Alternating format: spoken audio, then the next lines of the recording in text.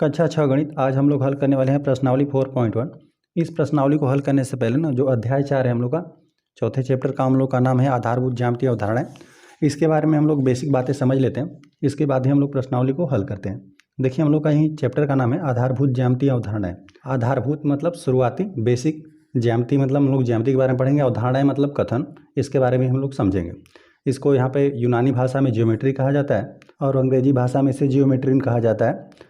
और यहाँ पे जियो का मतलब है भूमि और यहाँ पे मेट्रियन का मतलब है मापना। जैसे कोई भी बिल्डिंग या इमारत रहता है ना, तो उसको बनाने से पहले ज़मीन पर बनने से पहले उसको क्या किया जाता है, पहले इंजीनियर सब उसको पेपर पर बना देते हैं कि कौन से कमरे की क्या लंबाई चौड़ाई रहेगी, कितना ऊंचाई रहेगा, फिर दूसरा फ्लोर, ऐसे सब कुछ पहले इंजीनियर सब बना देते हैं। तो यही हम लोग उसके बारे में पढ़ेंगे, लंबाई चौड़ाई ऊंचाई के बारे में इसमें हम लोग पढ़ेंगे कि इसका शुरुआत कैसे हो रहा है। ठीक है, तो यहाँ पर शुरुआत होता है, सबसे पहले बिंदु की बात होती है, बिंदु पॉइंट।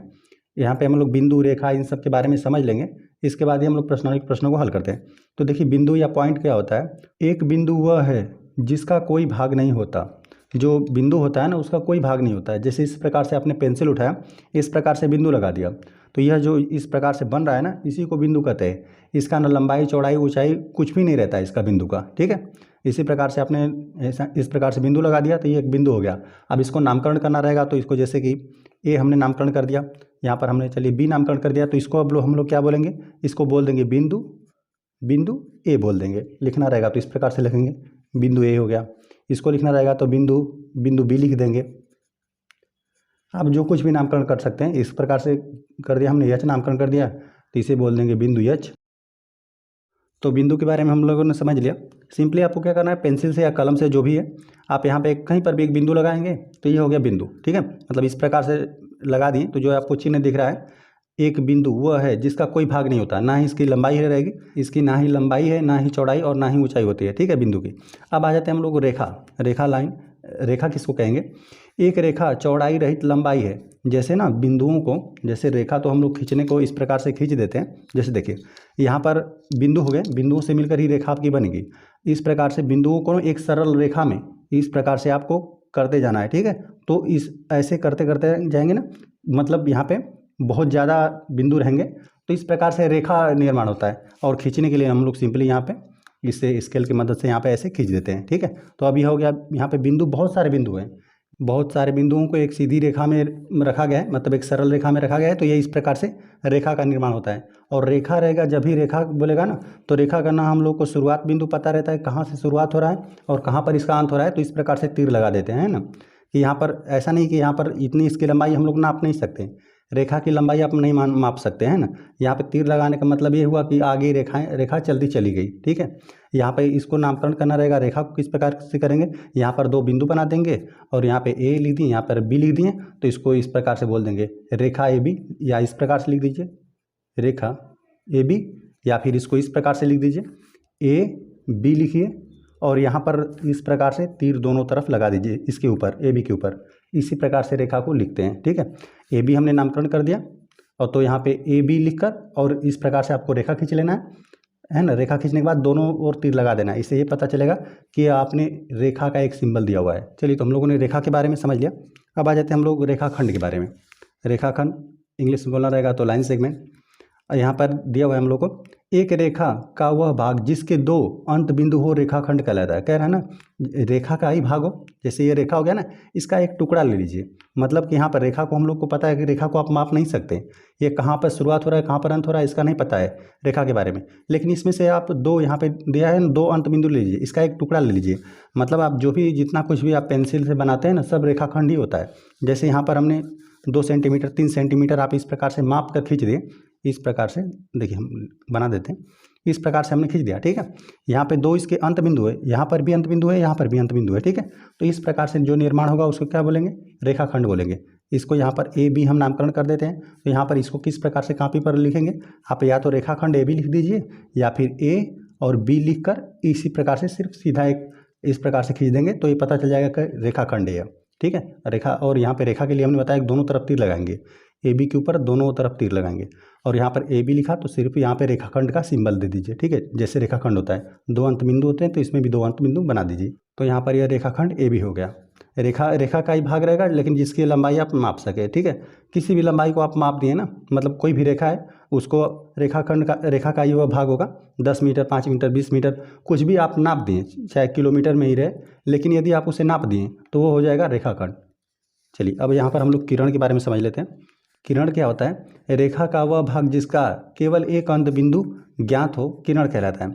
कह रहा है ना कि रेखा का ही भाग हो, लेकिन उसमें एक बिंदु आपको ज्ञात हो और दूसरा अज्ञात हो, तो इस प्रकार से किरण का निर्माण होता है। जैसे यहाँ पर हम बना देते हैं किरण के लिए, इस प्रकार से हमने लाइन खींच दिया। यहाँ पर मान लेते हैं कि यह वाला बिंदु हमें ज्ञात है और यह वाला बिंदु अज्ञात है, ठीक है। तो अज्ञात के लिए तीर बनाएंगे। यहाँ पर हमें एक बिंदु तो पता रहेगा कि कहाँ से शुरुआत हो रहा है, लेकिन कहाँ को जा रही है ये हमें पता नहीं है, ठीक है। तो इसको किस प्रकार से बनाएंगे? ए बी हमने इस प्रकार से लिख दिया, तो यहाँ पर इसको सिंबल इस प्रकार से देंगे, ए बी लिख कर, और यहाँ पे किरण का चिन्ह बना देंगे, ठीक है। देखा कि हमने रेखा में दोनों तरफ तीर था और रेखाखंड में कोई तीर नहीं था, है ना, रेखाखंड का ही सिंबल था। और यहाँ पर एक किरण के लिए इस प्रकार से रहेगा। और यदि इसका एग्जाम्पल की बात करें तो सूरज की किरणें हो सकती हैं, ठीक है। सूरज की जो भी किरणें रहती हैं सूर्य से ही स्टार्ट होती हैं। जैसे यहाँ पर हमने इस प्रकार से बना दिया सूर्य, तो यहाँ से किरण तो स्टार्ट होगी, यहीं से निकलेगी, लेकिन कहाँ को जाएगी कोई पता नहीं है, ठीक है। तो इस प्रकार से किरण निकलता है। और या फिर कोई आपके पास यदि टार्च हो गया तो टार्च से भी जो भी निकलता है वो किरण निकलता है। आपको पता रहता है कि यहाँ पे टार्च से ही यहाँ पे आपकी ये शुरू हो रहा है, ठीक है, टार्च से ही आपका किरण शुरू हो रहा है, लेकिन ये कहाँ को जा रहा है ये नहीं पता है। तो एक बिंदु ज्ञात रहेगा, एक बिंदु अज्ञात रहेगा, तो इस प्रकार से किरण का निर्माण होगा, ठीक है। तो यहाँ पे किरण के बारे में हमने देखिए बिंदु के बारे में समझ लिया, रेखा के बारे में और रेखाखंड के बारे में और किरण के भी बारे में समझ लिया। चलिए अब हम लोग समझ लेते हैं प्रतिच्छेदी रेखाओं के बारे में। इंटरसेक्टिंग लाइन्स, समांतर रेखाएं, पैरेलल लाइन्स। यहाँ पर क्या करना है? प्रतिच्छेदी रेखाओं के लिए ना आप यहाँ पर जैसे कि हमने यहाँ पर दो रेखाएं बना दी, दो रेखाएं इस प्रकार से हैं, दोनों एक दूसरे को क्या कर रही हैं? यहाँ पर कोई बिंदु बना देंगे, प्रतिच्छेद कर देंगे। इस प्रकार से हमने लाइन बना दिया और दोनों एक दूसरे को यहाँ पर प्रतिच्छेद करें। प्रतिच्छेद मतलब काट रही हैं एक दूसरे को, किसी प्रकार से आप बना दीजिए, बस दोनों रेखाएं एक दूसरे को प्रतिच्छेद करती हूँ, इसी प्रकार से हो गया। यदि नामकरण करना रहेगा तो हम लोग कर सकते हैं, जैसे कि यहाँ पर ए बी, इसको लाइन ए बी नामकरण दे देंगे, ए बी, और यहाँ पे सी डी, और यहाँ पर जहाँ पर प्रतिच्छेद करिए वहाँ पर ओ हम लोग नामकरण कर देंगे। आगे नामकरण करने के लिए आएगा तो हम लोग कर देंगे। यहाँ पर ये हो गया प्रतिच्छेदी रेखाएं, मतलब एक दूसरे को जो प्रतिच्छेद कर दें वही होती है प्रतिच्छेदी रेखाएं। और यहाँ पे समांतर रेखाएं, समांतर रेखाओं के बारे में बात करें ना, समांतर रेखाएं वे रेखाएं रहेंगी जिनके बीच की लंबवत दूरी आपस में बराबर है। जैसे देखिए यहाँ पर ये हमने पेंसिल लिया ना, स्केल और यहाँ पे पेंसिल से हम क्या करते हैं कि दोनों तरफ यहाँ पे देखिए ये पैरेलल ही है, ठीक है, समांतर ही है। जैसे आपका कोई मेज हो गया ना, मेज के यहाँ पे दोनों किनारों की बात करेंगे ना तो ये पैरेलल ही है, समानांतर ही है, दोनों के बीच की लंबवत दूरी बराबर है। यहाँ पे इस प्रकार से हम खींच दें तो अब इनके बीच की लंबवत दूरी यदि नापेंगे ना, यहाँ पे चलिए दो रेखाएं हैं, नामकरण करना रहेगा तो यहाँ पे ए बी, कोई भी नामकरण कर सकते हैं, यहाँ पे सी डी हमने नामकरण कर दिया। अब यहाँ पे ये दोनों पैरेलल है क्योंकि यहाँ पर हमने दोनों का यहाँ पे ये खींचा हुआ है, ठीक है, दोनों तरफ से स्केल के दोनों तरफ से हमने खींचा हुआ है। अब इनके बीच की दूरी जो भी रहे, यहाँ पर 2.5 सेंटीमीटर से थोड़ा सा दिखे, तो इस लंबाई को आप चाहे यहाँ पर नापें या फिर यहाँ पर नापें, कहीं पर भी नापेंगे ना तो यहाँ पे दो रेखाएं आपस में, जैसे इनके बीच की यदि लंबवत दूरी नापी जाए ना तो यहाँ पर जो दूरी रहेगी लंबवत दूरी, ध्यान रखेंगे, ये ऐसा नहीं कि इस प्रकार से तिरछा माप दें, ठीक है, ऐसा नहीं। यहाँ पर एक जगह लंबवत रेखा खींचेंगे, दूसरी जगह ऑटोमेटिक हो जाएगा। यहाँ पर भी खींचेंगे लंबवत दूरी ना, तो यहाँ पे इन दोनों, यहाँ पे यह वाली लाइन और यह वाली लाइन दोनों आपस में क्या रहेंगी? बराबर रहेंगी, बराबर और समानांतर रहेंगी। यदि लंबवत खींचेंगे ना तो ये भी समानांतर हो जाएगा, ठीक है। तो यहाँ पे समांतर रेखाएं वही हैं जिनके बीच की यदि लंबवत दूरी आपस में बराबर रहेगी। कोई भी मेज हो गया, किताब है कोई आपके पास, तो किताब के किनारे हो गए, ये सब क्या होते हैं? आपस में समांतर ही होते हैं। चलिए अब तक जो भी हमने बिंदु पढ़ा, समांतर रेखाओं के बारे में पढ़ा और बिंदु, रेखाखंड, रेखा, इन सब के बारे में हम लोगों ने समझ लिया ना। अब यहाँ पे प्रश्नावली के प्रश्नों को हम लोग आसानी से कर पाएंगे। चलिए देखिए यहाँ पर हम लोग पहला प्रश्न पढ़ते हैं, दिया हुआ है ना, संलग्न आकृति का प्रयोग करके निम्न के नाम लिखिए, ठीक है। यहाँ पर एक आकृति हमें दे दिया गया है, यहाँ पर हमें बताना है कि 5 बिंदु बनाने हमने बताया आपको। जैसे यहाँ पे नामकरण किया हुआ है ना, तो यहाँ पर एक बिंदु है, यहाँ पर बिंदु है, यहाँ पर बिंदु है, यहाँ पे 4 बिंदुओं का ही 5 बिंदुओं का लिखना है। तो चलिए 5 बिंदु तो यहाँ पर है, ठीक है। बिंदु यहाँ पर डी है, ई है, ओ है, ठीक है। यहाँ पे इस प्रकार से जो बना हुआ है, यहाँ पे इस प्रकार से यह सी है, यह यहाँ पर बी है, बस इन्हीं को आपको नोट कर देना है। चलिए पहले में हम लोग को 5 बिंदु लिखना है। तो बिंदु क्या है? यहाँ पे बी से शुरू करते हैं। बिंदु बी है, सी डी ई सब बिंदु है। बिंदु बी, सी, डी और ई और ओ भी बिंदु है। ठीक है, यहाँ पर हमने यहाँ पे 5 बिंदु थे, पांचों बिंदु को हमने लिख दिया। यहाँ पर 5 बिंदु का यहाँ पे नामकरण किया था तो हमने नामकरण लिखा, लेकिन एक बात हम आपको बता रहे हैं ना कि यहाँ पर प्रत्येक यहाँ पर बिंदुओं से ही मिलकर ये सब बना है। ठीक है, जैसे ओ से हम लोग सी तक ले जाएं, जैसे ओ सी एक किरण है, किरण हो जाएगा, किरण का गुण इसमें है। तो यहाँ पर बिंदुओं का यहाँ पे अनंत बिंदुओं का इस्तेमाल किया गया है। जैसे एक रेखा आप खींच दें या एक लाइन खींच दें ना, तो उसमें अनंत यहाँ पर बिंदु होते हैं। ठीक है, यहाँ पर नामकरण दिया था तो हमने नामकरण में सिर्फ 5 लिख दिया। ठीक है, इत्यादि हम लोग लिख देते हैं क्योंकि बहुत सारे हो जाएंगे। यहाँ पर बिंदु, यहाँ पर हम लोग को भले से एक यहाँ पर लाइन हमें दिख रहा है ना, जैसे सीधी यहाँ पर एक हमें लाइन दिख रहा है, तो यहाँ पर क्या है, असंख्य बिंदुओं का इस्तेमाल किया गया है। ठीक है, इसीलिए हम लोग यहाँ पे बस नामकरण किया था 5 तो 5 ही लिखा। इत्यादि लिख देते हैं क्योंकि यहाँ पर अनंत बिंदु हैं, इत्यादि। ठीक है, चलिए यहाँ पर लिखना है कि एक रेखा, एक हम लोग रेखा लिख देते हैं। रेखा देखिए यहाँ पे नामकरण करना रहेगा तो यहाँ पे डी भी नामकरण कर देंगे। ठीक है, नामकरण कर देंगे। यहाँ पर एक आपको यह सीधी रेखा दिख रही है ना, यहाँ पर यह हो जाएगा। चलिए डी हम डी बी ही लिख देते हैं, डी या बी डी लिख दीजिए, यही एक रेखा है। और यहाँ पे एक ही सिर्फ हमें रेखा लिखना था, नहीं तो यहाँ पे डी बी भी हम लोग लिख सकते हैं, डी बी रेखा। और फिर यहाँ पे ओ बी, यहाँ पे रेखा। जैसे देखिए इस लाइन को हमने यहाँ पर बना दिया ना, तो यहाँ पर ओ बी, इसको आप ना यहाँ पे ओ बी रेखा बोल सकते हैं, ओ बी रेखा भी बोल सकते हैं। यहाँ पे ई और बी बिंदु को लेंगे तो यहाँ पे ई बी इसको रेखा बोल सकते हैं।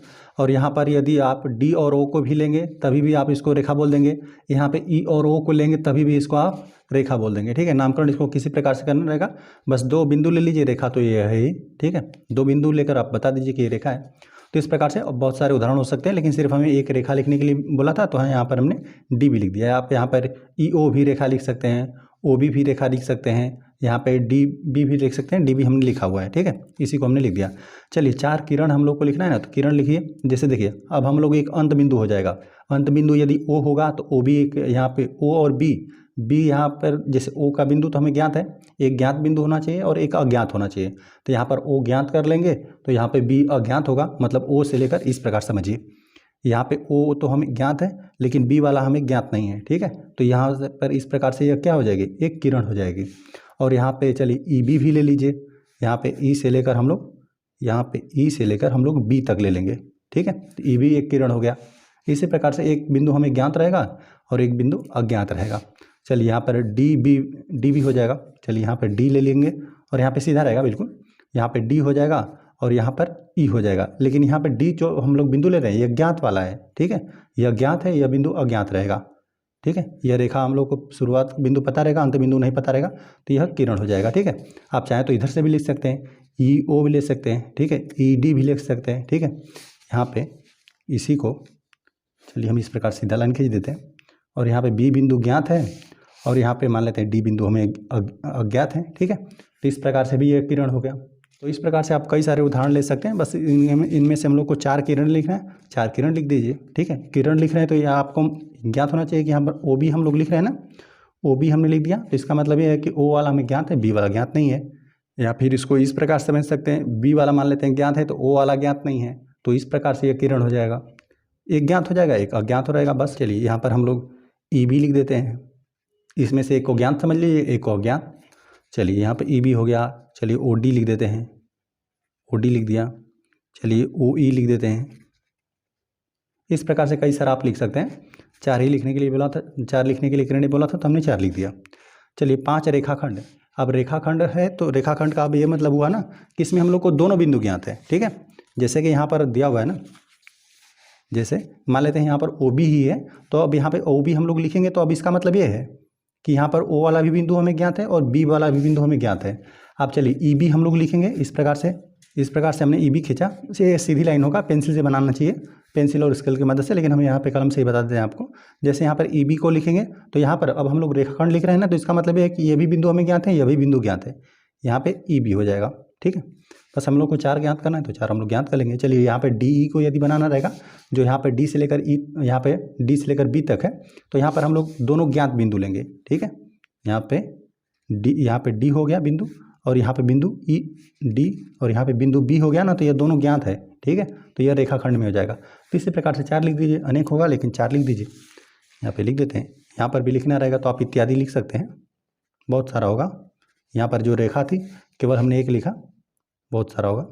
यहाँ पर भी 4 था, यहाँ पर भी इत्यादि लिख दीजिए, सिर्फ हम लोग को 4 ही लिखना था। चलिए डी में हम लोग को 5 रेखाखंड लिखना है, तो यहाँ पे ओ बी हो जाएगा। चलिए यहाँ पर ई ओ लिख दीजिए, ई ओ लिख दीजिए, और यहाँ पे ओ डी लिख देते हैं, ओ डी रेखाखंड, और यहाँ पे ओ सी लिख देते हैं इत्यादि। क्योंकि यह इसमें ना और कहीं पर भी यहाँ पर तो नामकरण दिया हुआ है, मान लेते हैं एक छोटा से छोटा यहाँ पर भी इतना भी हम लोग टुकड़ा लेते हैं, क्या हो जाता है, रेखाखंड हो जाता है, जिसको हम लोग नाप सके। इनमें से बहुत सारा रेखाखंड तो होगा, बस जो नामकरण दिया था हमने नामकरण के हिसाब से यहाँ पर लिखा, ठीक है।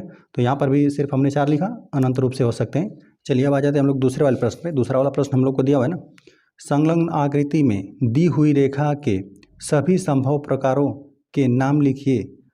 आप इन 4 बिंदुओं में से किसी भी बिंदु का प्रयोग कर सकते हैं। यहाँ पे 4 बिंदु दिए गए हैं, यहाँ पे इस प्रकार से रेखा खींचा हुआ है यहाँ पे, और यहाँ पे 4 नामकरण किया हुआ है। तो यहाँ पे दिया संलग्न आकृति में दी हुई रेखा के सभी संभव प्रकारों से नाम लिखिए। यहाँ पे दी हुई रेखा के हिसाब से हम लोग को नाम लिखना है। ये तो यहाँ पर हम इन 4 बिंदुओं का इस्तेमाल करके हम जितना प्रकार से संभव हो सके उस प्रकार से रेखा लिखते हैं। देखिए ए बी रेखा हो जाएगा, यहाँ पे 2 बिंदुओं को ले लीजिए, कोई भी रेखा रहे, किरण रहे या फिर रेखाखंड रहे, 2 बिंदु काफ़ी होते हैं उसे दर्शाने के लिए।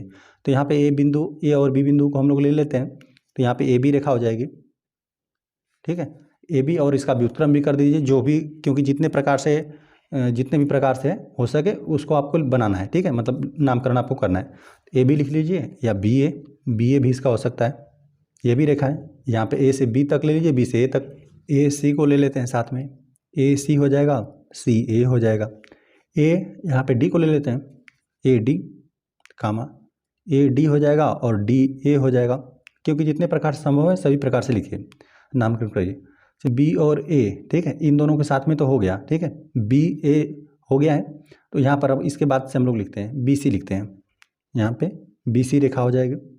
और रेखा का मतलब हम पहले ही बता दें कि रेखा का मतलब यदि हम बी सी नामकरण कर रहे हैं तो यहाँ पे रेखा तो इस प्रकार से है, यहाँ पे बी और यहाँ पे बस सी बिंदु को ले लिया गया है, ठीक है। और रेखा का मतलब हमें दोनों अंत बिंदु अज्ञात है ना, बस भले से सिर्फ आप 2 बिंदु ले लीजिए, जैसे सी डी भी है यहाँ पर हम लोग ले लें ना, तो इस प्रकार से रेखा है। तो यहाँ पे सी और डी, सी डी नामकरण है, तो यहाँ पे इस प्रकार से रेखा हो गया, ना शुरुआत बिंदु पता है ना अंत बिंदु पता है, बस यहाँ पे 2 बिंदुओं को ले लीजिए और यहाँ पे रेखा बता दीजिए, और इस प्रकार से हम नामकरण कर रहे हैं। तो यहाँ पे बी सी हो गया, यहाँ पे सी बी भी हो जाएगा, व्युत्क्रम कर दीजिए। चलिए ये हो गया। अब यहाँ पे बी डी के साथ हम लोग लिख देते हैं बी डी के साथ हो गया, तो डी बी भी हो जाएगा। चलिए ये तो हो गया। और यहाँ पे सी को अब हम लोग लिखते हैं सी के हिसाब से, यहाँ पे सी ए और ए सी, ये तो हो गया है, बी सी हो गया है, और यहाँ पे ये इधर का हो गया है, ठीक है। यहाँ पे सी डी को लिखते हैं सी डी और डी सी। तो इसी प्रकार से कुल 12 नाम निकल कर आ रहे हैं, ठीक है, 4 4 8 4 12। इस प्रकार से यहाँ पे 4 बिंदु दिए गए थे, एक रेखा दी गई थी, इससे सभी नामकरण हमें लिखना था, तो यहाँ पे 12 नामकरण निकल कर आ रहे हैं इससे, ठीक है। चलिए आ जाते हैं हम लोग यहाँ पे प्रश्न नंबर 3 पे। प्रश्न नंबर 3 हमें दे दिया गया ना, संलग्न आकृति को देखकर नाम लिखिए। हम लोग को यहाँ पे कुछ डी प्रश्न दिया गया है, ए से लेकर डी तक प्रश्न दिया गया, और यहाँ पर एक आकृति दी गई, इन्हीं से हमें पूछा हुआ है, दिया हुआ है ना, रेखाएँ जिनमें बिंदु ई सम्मिलित है। यहाँ पे रेखा बता दीजिए जहाँ जिसमें ई सम्मिलित है। तो देखिए जब ई वाला है ना, यहाँ पे जो ई है, इस बिंदु को सम्मिलित में कौन कौन सी रेखाएं, यही हमें बताना है। देखिए ई के साथ यहाँ पे अनेक रूप से रेखाएं हो सकती हैं, जैसे यहाँ पर रेखा हम लोग ए ई को ले लेंगे, इस रेखा को ले लेंगे तभी भी ये बिंदु सम्मिलित है। यहाँ पे ई एफ रेखा को ले लेंगे तभी भी ये बिंदु सम्मिलित है। यहाँ पे बी ई ले लेंगे तभी भी ये ई बिंदु सम्मिलित है। यहाँ पे डी ई ले लेंगे तभी भी ये बिंदु सम्मिलित है, ठीक है। यहाँ पे बी डी भी ले लेंगे, ठीक है, तभी भी ये बिंदु आपको मिलेगा ही मिलेगा। और यहाँ पे ए बी भी रेखा ले लेंगे तभी भी ये बिंदु ई आपको मिलेगा आगे। तो इसी प्रकार से यहाँ पे अनेक रूप से यहाँ पे उत्तर हो सकते हैं, ठीक है। सिर्फ केवल हम लोग एक लिख देते हैं, आप लिखने को बहुत सारा लिख सकते हैं। हमने बताया कि ई एफ लिख दीजिए, डी ई लिख दीजिए, बी ई लिख दीजिए, यहाँ पे बी डी भी लिख सकते हैं, ए बी भी लिख सकते हैं, बी ए भी लिख सकते हैं, जो इच्छा हो लिख सकते हैं।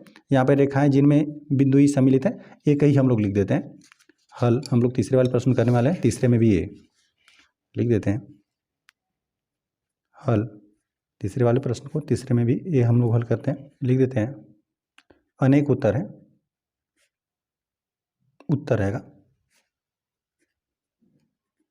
अनेक उत्तर है, एक उत्तर हम लोग लिख देते हैं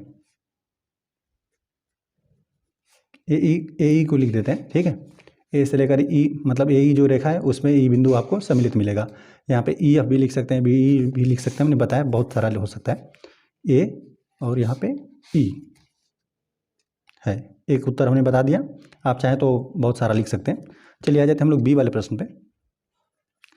बी वाले प्रश्न में आपको दिया हुआ है ना कि ए से होकर जाने वाली रेखा, ए से होकर जाने वाली रेखा। अब ए से भी होकर रेखा लिखना रहेगा तो आप अनेक रूप से लिख सकते हैं। ए बी भी रेखा लिख सकते हैं, डी भी रेखा लिख सकते हैं, डी ए भी लिख सकते हैं, यहाँ पे ई डी रेखा भी लिख सकते हैं, अनेक रूप से लिख सकते हैं। आप ए की लिख दीजिए, ए ही हम लोग लिख देते हैं। ठीक है, ए ही यही है तो इसमें ए बिंदु सम्मिलित ही होगा। चलिए यहाँ पर लिख देते हैं बी वाले प्रश्न में। यहाँ पर भी अनेक उत्तर है, अनेक उत्तर, एक उत्तर ए ई है। आ जाते हैं हम लोग सी वाले प्रश्न पे। सी वाला प्रश्न दे दिया गया ना, वह रेखा जिस पर ओ स्थित है। यहाँ पर ओ किस पर स्थित है, देखिए वो ओ है ना, तो यहाँ पर यह किस पर स्थित है रेखा, यहाँ पे सी ओ लिख दीजिए या ओ सी लिख दीजिए। यहाँ पर ओ बिंदु स्थित है ना, तो यहाँ पे बी ओ भी लिख सकते हैं, ओ बी भी लिख सकते हैं, यहाँ पे सी ओ भी लिख सकते हैं, ओ सी भी लिख सकते हैं, इसी पर स्थित है। यहाँ पर लिख देते हैं जिस पर ओ स्थित है, तो यहाँ पे ओ सी ही लिख देते हैं। चलिए यहाँ पे ओ सी या ओ सी या सी ओ लिख दीजिए, या फिर इसको आप यहाँ पे बी ओ भी लिख सकते हैं, बी ओ ओ बी भी लिख सकते हैं। चलिए तो यहाँ पर हमने बता दिया। अब यहाँ पर आ जाते हैं हम लोग प्रश्न नंबर डी पे। डी में दे दिया गया ना प्रतिच्छेदी रेखाओं के दो युग्म। यहाँ पे दो हम लोगों को बताना है कि कौन कौन सी रेखाएं एक दूसरे को प्रतिच्छेद करिए। प्रतिच्छेद को हमने बताया कि यहाँ पे एक दूसरे को काट दें रेखाएं। देखिए तो यहाँ पर सी ओ लिख देते हैं, यह वाली रेखा और यह वाली रेखा एक दूसरे को इस प्रकार से काट रही है, तो यहाँ पे लिख दीजिए रेखा ए ई, और यहाँ पे सी ओ रेखा बिंदु बी पर काट रही है, एक दूसरे को प्रतिच्छेद करिए यहीं पे। ठीक है, इस प्रकार से। तो यहाँ पे लिख देते दिया हुआ है ना प्रतिच्छेदी रेखाओं के दो युग्म। यहाँ पर हम लोग लिख देते हैं कि यहाँ पे सी ओ है और यहाँ पे ए ई लिख सकते हैं। नामकरण किसी प्रकार से कर सकते हैं, और भी अन्य भी नामकरण हो जाएगा। यदि इसको ए डी भी नामकरण कर दें तभी भी ए डी, और यहाँ पे क्या है, यहाँ पे सी ओ एक दूसरे को प्रतिच्छेद कर रहे हैं, नामकरण किसी प्रकार से हो सकता है। यहाँ पर भी एक रेखा है जो एक दूसरे को प्रतिच्छेद कर रही है, इसको आप लिख सकते हैं ई एफ, और यहाँ पे ए ई लिख दीजिए। यह रेखा क्या कर दी, एक दूसरे को यहाँ पे प्रतिच्छेद ई बिंदु पर ही करिए। अब इधर नामकरण नहीं दिया हुआ है तो यहाँ पे ई एफ ही लिख दीजिए। लिखते हैं यहाँ पे अनेक उत्तर हो सकते हैं, अनेक उत्तर हो सकते हैं।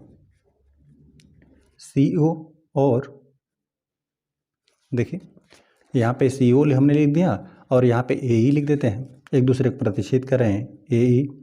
एक और हम लोग लिख देते हैं, जैसे यहाँ पे ये रेखा आपको प्रतिच्छेद होती है दिख रही है, तो यहाँ पर चलिए ए ई नामकरण कर देते हैं और इसको ई एफ नामकरण कर देते हैं। ठीक है, ए ई और यहाँ पे ई एफ, ए ई और ई एफ, बस यहाँ पे नामकरण आप चेंज करिए और सारे आपको मिल सकता है। जैसे यहाँ पर सी ओ हमने लिखा और यहाँ पे ए ई लिखा है ना, तो आप फिर ए डी नामकरण कर दीजिए।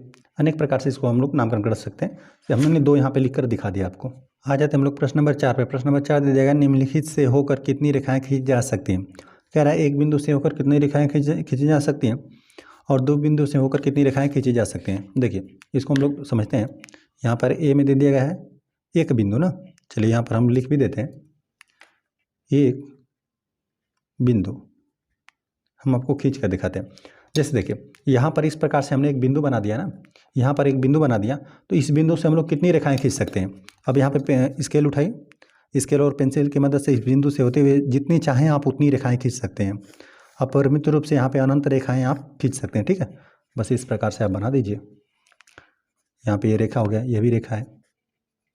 ठीक है, आपको एक बिंदु से होकर ना, इससे आपको ये पता चला ना कि एक बिंदु से होकर आप परिमित रूप से अनंत रेखाएं खींच सकते हैं। ठीक है, यहाँ पे बिंदु, यहाँ पर ए नामकरण कर देते हैं, एक हमने बनाकर आपको दिखा दिया। इस प्रकार से आप अन्य भी बनाकर चेक कर सकते हैं। देखेंगे ना, तो एक बिंदु से होकर यदि खींचना रहेगा तो आप अपरिमित रूप से अनंत रेखाएं खींच सकते हैं। तो यहाँ पर हम लोग लिख देते हैं एक बिंदु से होकर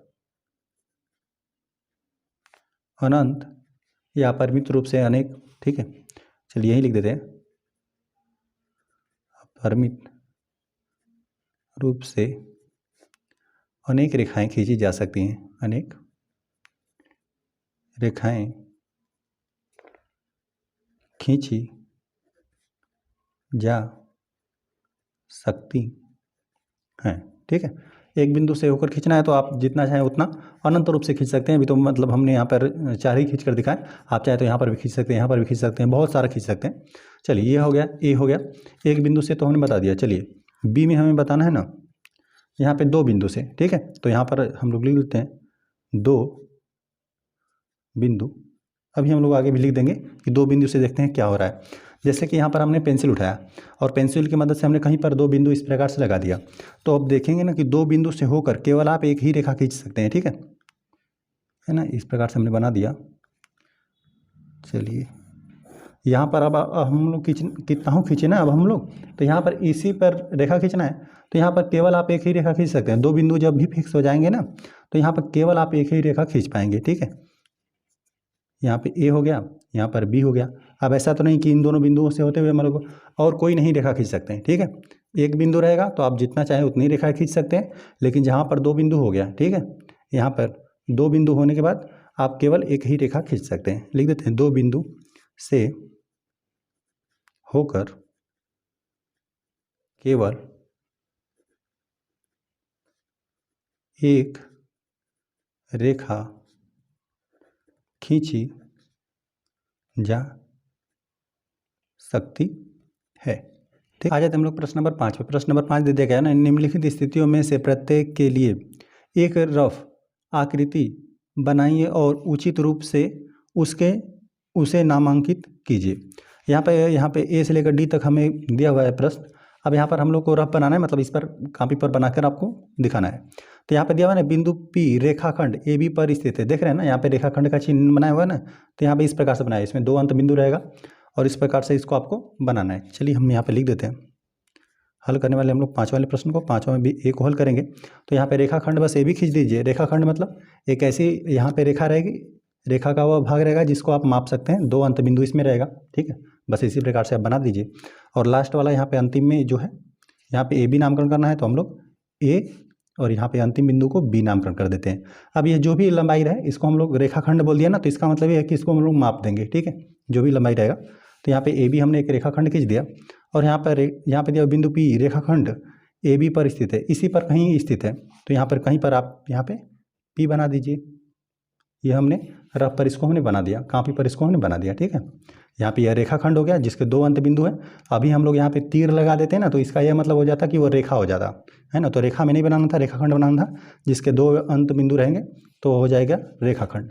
तो रेखाखंड हो गया, इस पर हमने एक बिंदु पी बना दिया। ठीक है, अब आ जाते हैं हम लोग बी वाले प्रश्न पे। बी वाले प्रश्न में हमें देखिए क्या दिया हुआ है ना, कि रेखा एक्स वाई, यहाँ पे देखिए रेखाएँ दे दिया गया है, मतलब दोनों अंत बिंदु हमें ज्ञात नहीं रहेगा। इन शब्दों का ध्यान रखेंगे, रेखाखंड दिया था तो दोनों अंत बिंदु ज्ञात था, यहाँ पे दोनों अंत बिंदु हम लोग को ज्ञात नहीं रहेगा।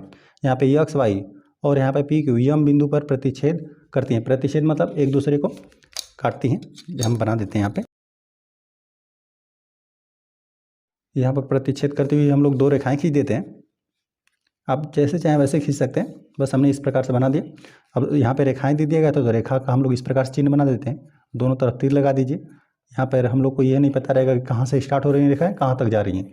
ये दोनों रेखाएं, रेखाओं को कोई माप नहीं सकता। चलिए ये हो गया। यहाँ पे नामकरण हम लोग कर देते हैं, एक्स वाई एक को नामकरण करना है, एक को पी क्यू, किसी को भी नामकरण कर दीजिए। चलिए हम लोग यहाँ पर बिंदु बना दीजिए 2। ठीक है, यहाँ पे इसको एक्स वाई ना, यहाँ पे एक्स, यहाँ पे लिख देते हैं वाई, एक्स वाई ये रेखा हो गया।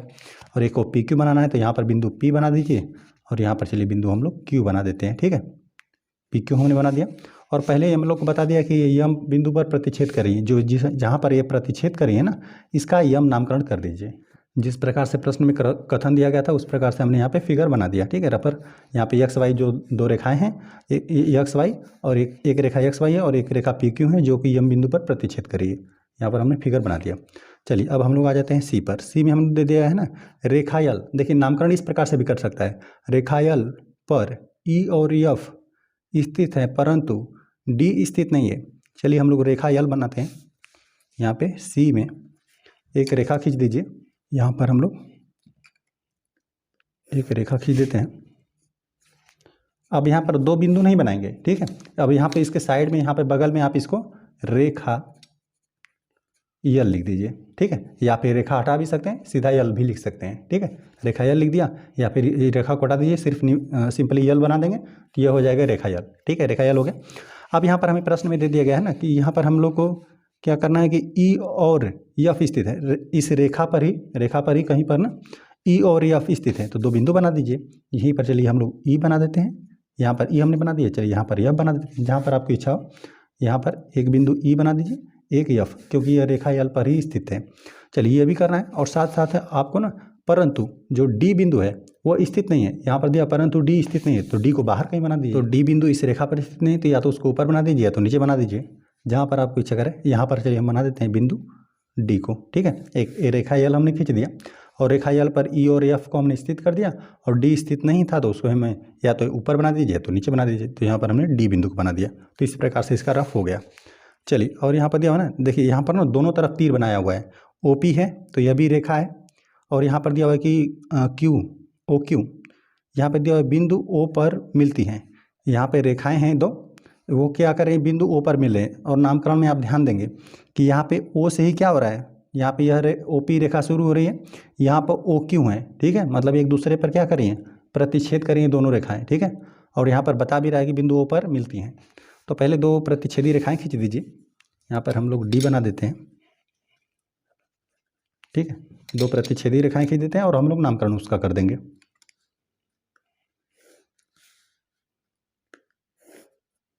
इस प्रकार से हो गया।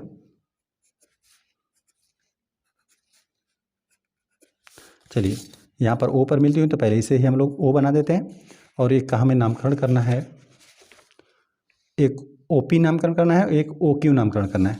तो यहाँ पर ओ हो गया, तो चलिए यहाँ पर हम लोग पी बना देते हैं, या ओ पी रेखा हो गई, ठीक है। ओ पी रेखा हो गया, दोनों तरफ हमने तीर लगाया हुआ है ना, ओ पी रेखा। और चलिए यहाँ पर ओ क्यू बना देते हैं। यहाँ पर ये ओ क्यू हो गया, ठीक है। यह ओ क्यू रेखा हो गई, और यहाँ पर यह ओ पी रेखा हो गई, और एक दूसरे को कहाँ पर, यहाँ पर ओ पर, यहाँ पर यह बिंदु ओ है, ओ पर मिलती हैं या प्रतिच्छेद करते हैं। और यहाँ पर ना ये हमें रेखा दे दिया गया था, तभी हमने इधर आगे बढ़ा दिया, नहीं तो यहाँ पर हम लोग इसको मिटा देते। यदि किरण रहता है ना तो यहीं से हम लोग स्टार्ट करते, ओ से पी तक, ओ से क्यू तक, ठीक है। तो यहाँ पे एक किरण नहीं था, क्या था, रेखा था, इसलिए हमने इसको आगे बढ़ा दिया और यहाँ पर तीर लगा दिया, ताकि हम लोग को दोनों अंत बिंदु हमें ज्ञात नहीं है ना। क्योंकि यहाँ पर पहले ही देखिए दोनों तरफ तीर बनाया हुआ है, ठीक है। दोनों तरफ तीर बनाया, इसका मतलब ये दोनों रेखाएँ हैं, ठीक है। तो इसलिए हम लोगों ने यहाँ पर दो रेखाएँ बना दिया, और यहाँ पर हमने नामकरण कर दिया इसको ओ पी, एक दूसरे को, यहाँ पे ये ओ पी हो गया, ये ओ क्यू हो गया, जो कि बिंदु ओ पर मिलती हैं। आ जाते हैं हम लोग छठे प्रश्न पे। छठा प्रश्न हम लोग को दे दिया गया है ना, रेखा यम यन। देखिए दोनों तरफ तीर बनाया हुआ है, साथ साथ रेखा भी लिख दिया हुआ है कि यह रेखा है, मतलब शुरुआत और अंत बिंदु आपको पता नहीं है। कि संलग्न आकृति को देखिए, इस आकृति को आपको देखना है। इस आकृति के संदर्भ में बताइए कि निम्नलिखित कथन सत्य हैं या असत्य। सत्य और असत्य कथन को आपको छांटना है, ठीक है। तो चलिए यहाँ पर हम लोग पहले प्रश्न का पढ़ते हैं। यहाँ पर दिया क्यू यम ओ एन और पी रेखा यम एन पर स्थित बिंदु है। यहाँ पे इन बिंदुओं को बोल रहा है ना कि जो यहाँ से यहाँ तक बिंदु दे दिए गए हैं, यह क्या यम एन रेखा पर ही स्थित है बिंदु। तो देखिए क्यू भी आपको मिलेगा, यम भी मिलेगा, ओ भी मिलेगा, एन भी मिलेगा, ठीक है, एन भी मिला, और पी रेखा यहाँ पे यम एन पर स्थित बिंदु है, ठीक है। जाहिर सी बात है, हम लोगों ने देखा कि जो यहाँ पर रेखा है यम एन, और यहाँ पे देखिए रेखा यम एन दिया हुआ था, यम एन दोनों बिंदुओं को भी दिया हुआ है, यही रेखा यम एन है, और इसी पर ये बिंदु स्थित है। तो जाहिर सी बात है, हमने देखा कि क्यू भी, यम भी, ओ भी, और यहाँ पे एन और पी सभी स्थित हैं। तो ये कथन जो दिया गया था सही दिया हुआ था। बाकी हम लोग कॉपी पर अभी यहाँ पे सही गलत लगा लेते हैं, फिर यहाँ पे नोट हम लोग कर लेंगे, चेक कॉपी पर नोट कर लेंगे। बी वाला प्रश्न दे देगा ना कि यम ओ और एन रेखाखंड यम एन पर स्थित है। अब देखिए यहाँ पर दिया हुआ है ना कथन कि रेखाखंड बोल दिया है। रेखाखंड मतलब एक हम लोग टुकड़ा ले लेंगे यम से एन तक। यहाँ पे यम से एन तक ही हम लोग ले सकते हैं। यहाँ पे यदि खींचना रहेगा तो हम लोग खींच देते हैं। यम यहाँ पर हो गया यन, ठीक है, और बीच में यहाँ पर यन ओ भी स्थित है, ठीक है। अब हम लोग यहाँ पे यह रेखा नहीं है, अब यहाँ पे यह हो गया टुकड़ा, ठीक है, क्योंकि यहाँ पर रेखाखंड बोला है, ठीक है, रेखाखंड हो गया तो इस लंबाई को हम लोग माप सकते हैं और यहाँ पर ओ हम लोग बना देते हैं क्योंकि इस पर ओ स्थित है। तो अब यहाँ से आप यहाँ पे क्लियर कर लीजिए, दिया हुआ कि यम ओ एन, जो यम ओ एन ये तीनों बिंदु है ना, वह यहाँ पर रेखाखंड यम एन पर स्थित बिंदु है। तो देखिए जाहिर सी बात है यहाँ पर इतने जो रेखाखंड है यम ओ एन, इतनी जो रेखाखंड है इस पर यम भी मिल जाएगा, ओ भी मिल जाएगा और एन भी मिल जाएगा, ठीक है। सिर्फ हम लोग इतना रेखाखंड ले तो यहाँ पे यम बिंदु, ओ बिंदु और एन बिंदु मिल जाएगा, है ना, जो कि यहाँ पर यम और एन क्या है, अंत बिंदु है इसी रेखाखंड पे, और ओ यहाँ पर एक बिंदु है। तो यहाँ पर यह भी कथन क्या है, सत्य दिया हुआ है, सेकेंड वाला भी। चलिए दिया हुआ ना कि यम और एन रेखाखंड यम एन के अंत बिंदु है। जाहिर सी बात है, ये अभी हमने बताया कि यहाँ पे जो यम एन यदि आप रेखाखंड ले रहे हैं ना, यहाँ पर यम एन रेखाखंड ले रहे हैं तो इसके दोनों अंत बिंदु क्या है, यम और एन ही होंगे, ठीक है। इसका इस रेखाखंड का अंत बिंदु यम हो गया और एन हो गया, तो यहाँ पर भी एक कथन सत्य दिया हुआ है। आ जाते हैं हम लोग डी वाले प्रश्न में। डी वाला प्रश्न दे दिया गया है ना, ओ और एन रेखाखंड ओपी के अंत बिंदु है। तो रेखाखंड पहले हम लोग ओपी बनाते हैं, देखिए ओ यहाँ से लेकर यहाँ तक है, ओपी यहाँ पर है, तो रेखाखंड हम लोग खींच दें, यदि ओपी, ओ हमने खींच दिया और पी तक खींच दिया, चलिए ओ और पी हमने खींच दिया, और यहाँ पे बीच में एन भी स्थित है, यहाँ पे यह ओ हो गया और ओ से पी तक हमने खींच दिया और बीच में एक एन भी स्थित है, एन बिंदु इसी पर स्थित है। तो रेखाखंड हमने लिख दिया, रेखाखंड हमने खींच दिया। अब यहाँ पे देख लीजिए कि ओ और एन यहाँ पे रेखाखंड ओपी के अंत बिंदु हैं। तो देखिए यहाँ पर ओ और एन, ओ यहाँ पर मिला, ओ तो अंत बिंदु है लेकिन एन अंत बिंदु नहीं है। जाहिर सी बात है, रेखाखंड ओ से पी तक है ना, तो अंत बिंदु पी न होगा कि यहाँ पर एक तो हो जाएगा, ओ तो रहता तो होगा, लेकिन यहाँ पे एन अंत बिंदु नहीं होगा, अंत बिंदु इसके रेखाखंड का क्या है, पी है, ठीक है। तो यहाँ पर बोल रहा है कि इतना ही क्या इसका, इस ओपी रेखाखंड का इतना ही ओ एन भी अंत बिंदु है, तो नहीं होगा, ओ एन नहीं होगा, एन बिंदु नहीं होगा। और यहाँ तो इस पर स्थित है, ओपी पर स्थित है, लेकिन यहाँ पर अंत बिंदु क्या है, पी है, ठीक है। ओपी अंत बिंदु है रेखाखंड ओपी के, एन बिंदु क्या है, यहाँ पे एक बिंदु ओ तो अंत बिंदु है ओपी रेखाखंड का, लेकिन ओ है लेकिन एन नहीं है, ठीक है। तो यहाँ पर यह कथन क्या है, असत्य हो जाएगा। चलिए यहाँ पे आ जाते हैं हम लोग ई वाले प्रश्न। ई दिया हुआ है ना कि यम रेखाखंड यहाँ पे क्यू ओ के दोनों अंत बिंदुओं में से एक बिंदु है। यह तो ऐसे ही असत्य हो गया क्योंकि रेखाखंड हो गया यहाँ पे ओ क्यू ना, तो ओ क्यू यहीं पर है, ओ क्यू, और रेखाखंड दिया हुआ है तो हम लोग रेखाखंड देखिए बना देते हैं। यहाँ पे क्यू यहाँ पर हो गया ओ, क्यू ओ हो गया, और यहाँ पर इसके इसी रेखाखंड पर कई बिंदु यम स्थित है। तो यहाँ पर आपको प्रश्न में दिया हुआ है ना, प्रश्न में कह रहा है कि यहाँ पर यम रेखाखंड यहाँ पे क्यू ओ के दोनों अंत बिंदुओं में से एक बिंदु है। यहाँ पे दोनों अंत जो बिंदु है उनमें से एक बिंदु यम नहीं है, तो दोनों अंत बिंदु तो यही होंगे ना, क्यू ओ और ओ ही होगा अंत बिंदु इस रेखाखंड का। क्यू ओ का अंत बिंदु यहाँ पे ओ होगा एक और एक क्यू होगा, यम थोड़ी ना होगा, मतलब दोनों में से एक क्या यम है, तो ये कह रहा है नहीं, मतलब यहाँ पे वो उत्तर गलत हो जाएगा, मतलब जो कथन दिया हुआ है वो गलत हो जाएगा।